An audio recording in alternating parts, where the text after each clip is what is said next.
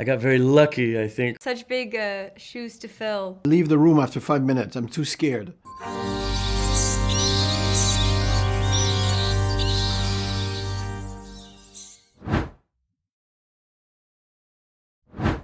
I mean, it's so necessary for the rest of it to happen that you're not going, ah, but there is a part of you going, oh, just because you know you need to sit still for the next, however many hours. But thanks to the team, Denis and Jean-Christophe, and they're such lovely people who are putting the makeup on me when I'm doing that, and Luke, who put all those days together, and a day or two or something. I don't remember what it was exactly, but they were very specifically to help me as an actor and to help me with my skin and to help me everything very much catered to help me give the best performance and not also be too rough on me, which most directors are not thinking about their actor in that way. It's true. And this feels good because it can be taxing after a while. But I think I had a very easy job in that regard compared to some others. And Jim Carrey for The Grinch, I think that was difficult, Whoa. So I think I got very lucky, I think, with how they created that to be.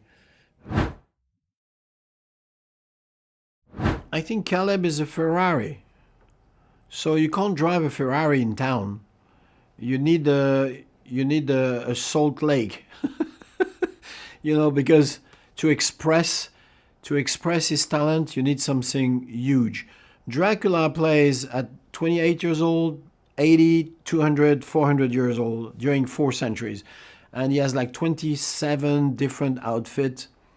So that's what he needs to really express the power of his game, in fact. And Caleb is, most of the actors, they're very good, but sometimes they're scared. They're scared to give themselves to the camera. Caleb is insane for that because he's like he can give you everything. And you just have to respect that and be sure you caught it on camera. But he's so generous.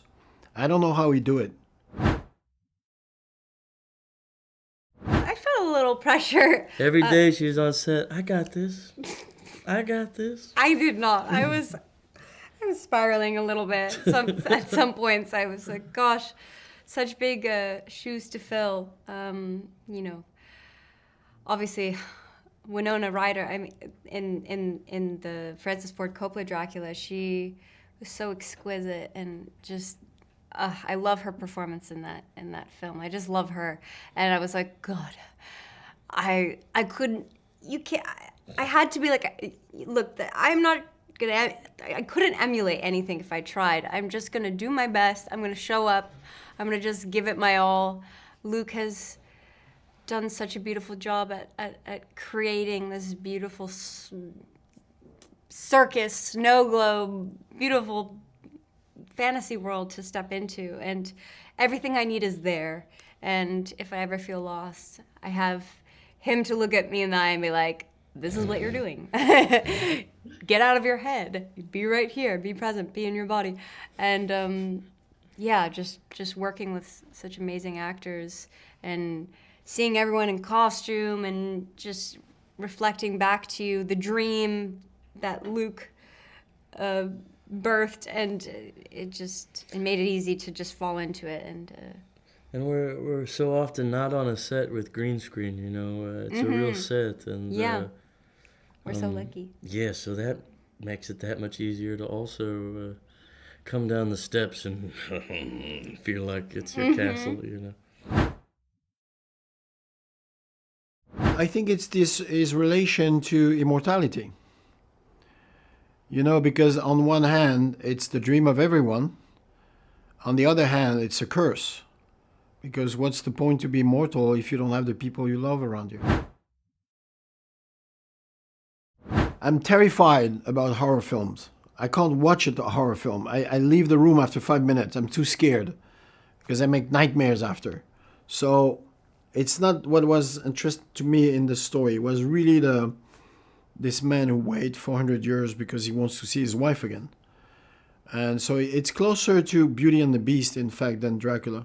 That's all I want to tell. I want to tell the story of this man. And Dracula, we always say like 400 years later. But what happened during the 400 years? And it was so fun for me as a writer to follow him through the 15th century, 16th, 17th, 18th century, and to create his background, in fact, what he have done during this time. I never thought about it before, so I'm not too into it. I try to.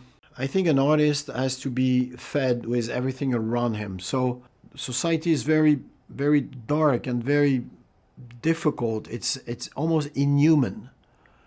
So then you want to give the opposite. You say, guys, don't forget a little bit about love, a little bit about friendship, about color, about the past, about music. You know, you want to push the senses so people feel again. Because right now it looks like after 15 seconds they don't feel anything. You know, they can jump from one thing to the other. So just to remind us, you know, our sensitivity.